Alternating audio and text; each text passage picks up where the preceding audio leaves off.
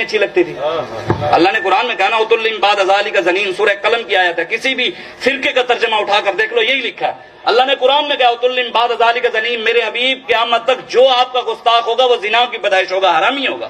اللہ نے کہا سنسمہ علی الخرطوم، اللہ قرآن میں کہتے ہیں میرے حبیب جو آپ کا دشمن ہوگا سور کے منہ والا ہوگا. اللہ نے کہا ان الذین یؤذون اللہ ورسولہ لعنہم اللہ فی الدنیا والآخرہ، میرے حبیب جو آپ کا گستاخ ہے لعنتی ہوگا. اللہ کہے گا میں نے اپنے نبی کے دشمن کو لعنتی کہا، میں نے اپنے نبی کے دشمن کو حرامی کہا، میں نے اس کو سور کہہ دیا، تو دشمنی نہ رکھ سکا، تجھے محبت یاد آئی ہوئی تھی. حضور فرماتے ہیں اللہ فرشتوں کو کہے گا لے جاؤ اس شخص کو، یہ وہ ہے جو اللہ کی رحمت سے محروم ہو چکا ہے، لے جاؤ اسے. کہاں گئی نیکیاں، کدھر گئے روزے، کدھر گئے حج، کدھر گئے نیکیوں کے کام، کدھر گئے میلاد، کدھر گئے ذکر، کدھر گئے اذکار. سب کچھ تب کام آئے گا جب حضور سے وفاداری ہوگی. حضور کے وفاداروں کے ساتھ کھڑے. ثابت ہوا جملہ فرائض فروع ہیں، اصل الاصول بندگی استاد بھر کی ہے. اس لیے اللہ تبارک و تعالیٰ نے مسلمانوں کو اس لیے نہیں جانے دی کہ فلسطین کی بیٹیوں کے ساتھ ظلم ہوتا رہے اور ہم چپ کر کے بیٹھے رہے.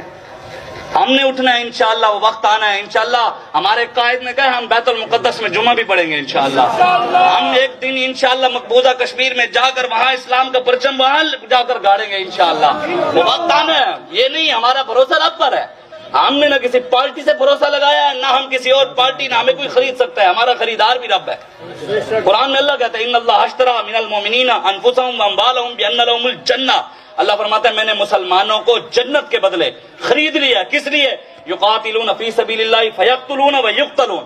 جو اللہ کی راہ میں جہاد کرتے ہیں وہ اللہ کے خریدے ہوئے لوگ ہیں. ہم اللہ کی راہ میں جہاد ہی کر رہے ہیں ظالموں کے خلاف. ہمارا جہاد افغانستان سے زیادہ مشکل ہے. افغانستان والے ڈائریکٹ امریکہ سے لڑے ہیں، ہم کلمہ گو سے لڑے ہیں، اندر سے منافق ہیں، سامنے کلمہ پڑھتے ہیں. اور بھی مشکل ہے. ہماری جو جہاد ہے ان سے بھی زیادہ مشکل ہے. وہ تو ڈائریکٹ امریکہ سے لڑ رہے تھے، ہمارے سامنے تو کلمہ پڑھنے والا کھڑا ہو گیا ہے، دین کا نام لیوا کھڑا ہو گیا ہے، جو اگر اسلام کے بارے میں امن کرتا ہے. 500 ایتے جہاد کیے ہیں، وہ کوئی بیان نہیں کرتا، کوئی بھی نہیں بیان کرتا. 500 ایتے جہادی ہیں، میں سنانے لگوں تو گھنٹے لگ جائے گا. 500 ایتے جہاد کی کسی نے بھی رحمت رحمت رحمت رحمت والی آیت سارے سناتے ہیں. 75 سال سے رحمت والی آیت سنا رہے ہیں. علامہ اقبال نے جب بات کی، علامہ اقبال کہتا ہے یہ زور دست ضربت کاری کا ہے مقام، جنگ میں نہ طلب کر نوائے چنگ، خونے دل و جگر سے ہے سرمایہ حیات، فطرت لہو ترنگ ہے غافل نہ جل ترنگ.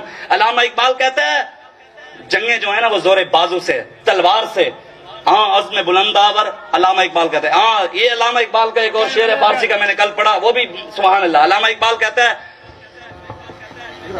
ازدہا نے ازدہا کوثر طلب. علامہ اقبال کہتے ہیں ازدہا کے منہ سے تجھے میٹھا شربت مل جائے، ممکن ہے، ہو سکتا ہے. علامہ اقبال کہتا ہے خنجر سے تیری گردن اتر جائے، ہو سکتا ہے. علامہ اقبال کہتا ہے نافع مشک از سگے دیوانہ خواہ، کہتا ہے پاگل کتے کے منہ سے تجھے مشک اور عنبر کی خوشبو مل جائے، یہ بھی ہو سکتا ہے. سنگ اسود از در بت خانہ خواہ. علامہ اقبال کہتے ہیں بت خانے سے تجھے حجر اسود جیسا پاک پتھر مل جائے، یہ بھی ممکن ہے، ہو سکتا ہے. کیا کیا ہو سکتا ہے؟ خنجر سے گردن اتر جائے، ہو سکتا ہے. ازدہا کے منہ سے جامع شیری جیسا میٹھا شربت مل جائے، ہو سکتا ہے.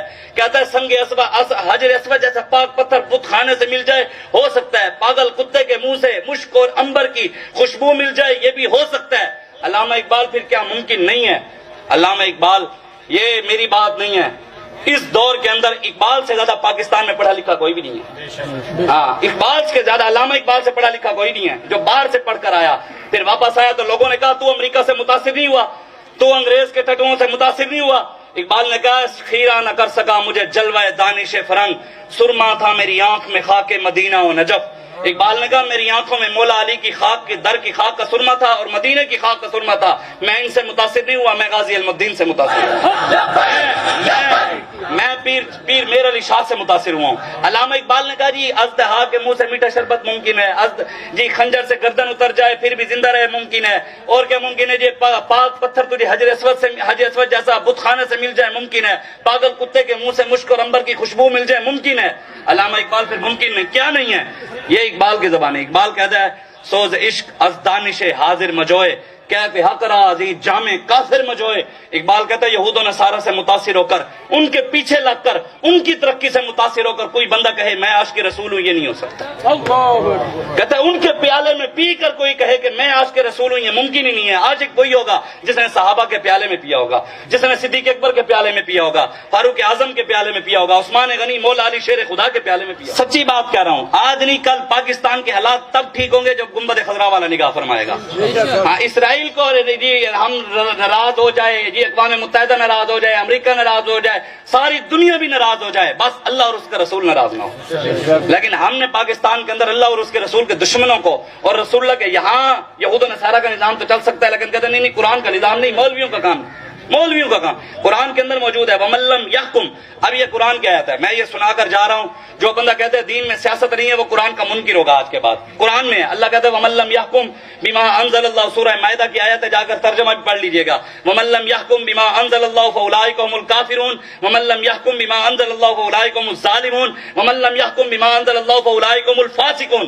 اللہ فرماتا ہے میرے حبیب جو ہم نے آپ پر قرآن کو نازل کیا ہے، جو مسلمان اس قرآن کے مطابق حکومت نافذ نہیں کرتا وہ کافر ہے. کون کہہ رہے ہیں؟ پاکستان میں قرآن کا قانون ہے، قرآن کا نظام ہے، قرآن کے بات کرنے والوں پر پرچے، اسلام کی بات کرنے والے دہشت گرد، محمد عربی کی تلوار کی بات کرنے والے وہ دہشت گرد، کشمیر کی بچیوں کی بات کرنے والے دہشت گرد، سلطان صلاح الدین ایوبی کی بات کرنے والے دہشت گرد، محمد بن قاسم کی بات کرنے والے دہشت گرد. کیا ہمارے بڑے نہیں ہیں؟ کیا وہ ہمارے بڑے نہیں ہیں جن کی ہم بات کرتے ہیں؟ کیا انہوں نے اسلام کی سربلندی کے لیے محنتیں نہیں کی؟ کیا کفر کی آنکھوں میں آنکھیں نہیں ڈالی؟ آج ان کے یہود و نصارہ کے اعلی کار ہی تو موجود ہیں. وقت آنا ہے انشاءاللہ. پاکستان جب بنا کلمے کے نام پر ہے تو انشاءاللہ ادھر نظام بھی کلمے والے کا ہی آئے گا. ہمارے بڑوں نے قربانیاں کلمے کے نام پر دی ہیں تو انشاءاللہ نظام بھی آئے گا. آج نہیں کل ہم کھڑے ہیں، کوئی آئے یا نہ آئے. کیونکہ ایک بندہ بھی نہ آئے نا، خدا کی قسم میں شاہ صاحب کبھی بھی پریشان نہیں ہوا، قسم بہ خدا کبھی پریشان ہی نہیں ہوا کہ فلاں نہیں آئے گا، فلاں نہیں آئے گا، فلاں نہیں آئے گا. مجھے رب پر بھروسہ ہے اگر ہم ٹھیک رہے، ہم نے 2 نمبری نہ کی، ہم پیٹ سے ٹھیک رہے، ہم نے 2 نمبری اسلام اور دین کے ساتھ نہ کی جو آج سے پہلے 2 نمبر مولوی اور 2 نمبر پیر کرتے آ رہے ہیں، اگر ہم نے اس طرح نہ کیا، ہم صدیق اکبر کے راستے پر کھڑے رہے، فاروق اعظم کے راستے پر کھڑے رہے، عثمان غنی کے راستے پر کھڑے رہے، مولا علی کے راستے پر کھڑے رہے، پھر مجھے مکمل یقین ہے اللہ فرشتوں کو بھیج کر ہماری مدد ضرور کرے گا. ہاں بالکل ہمارا بھروسہ ہے اس رب پر. وہ رب کہتا ہے میرے لیے اللہ ویسے بھی کسی کی محنت کو ضائع نہیں کرتا جب ہماری محنت ہی اللہ رسول کے دین کے لیے. ہم چاہتے ہی ہیں کہ پاکستان، ہم مولویوں کو نہیں لانا چاہتے. یہ لوگوں کو بڑا جانے میں مولوی، ہم مولویوں کو نہیں لانا چاہتے، ہم دین لانا چاہتے ہیں. بابا جی فرماتے تھے ہم مولویوں کو نہیں، ہم دین کو اوپر لانا چاہتے ہیں. ہاں آپ مولوی جتنا مرضی آپ آگے لگے، ہم آپ کے ساتھ کھڑے ہوں گے، لیکن بات یہ کوئی کھڑا ہو نہیں ہوگا تو پھر اسی سے کھڑے ہی کھڑے ہیں انشاءاللہ.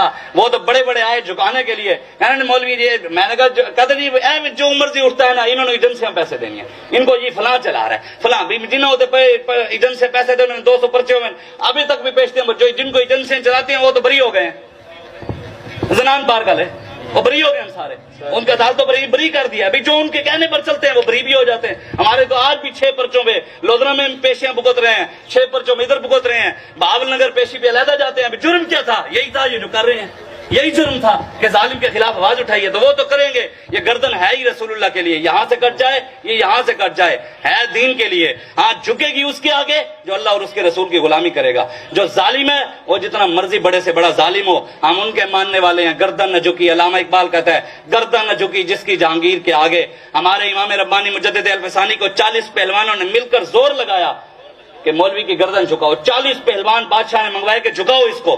40 پہلوانوں نے مل کر زور لگایا، امام ربانی کی گردن یوں بھی نہ ہوئی، یوں کہ یوں رہی. تو علامہ اقبال نے پھر انہی کے بارے میں کہا گردن نہ جھکی جس کی جہانگیر کے آگے. ہم ان کے ماننے والے، ہم ان کے نام لیوا ہیں. ہمارے بڑے وہ ہیں، ہمارے بڑے ہمارا سر فخر سے بلند کر گئے، جھکا کر نہیں گئے. اس لیے آپ بھی آئیں رسول اللہ کے دین کے لیے، اسلام کے لیے. ہمارے پیچھے نہ لگیں، کم از کم اسلام کی تاریخ خود پڑھیں، اپنے بچوں کو قرآن خود پڑھائیں، خود ترجمہ تفسیر پڑھیں، خود بڑوں کی خالد بن ولید کی، صلاح الدین ایوبی کی، محمد بن قاسم کی، احمد شاہ ابدالی کی، یوسف بن تاشفین کی، ٹیپو سلطان کی، طارق بن زیاد کی، ابو عبیدہ بن جراح کی سیرت خود پڑھائیں. پھر پتہ لگے گا کہ ہمارے بڑے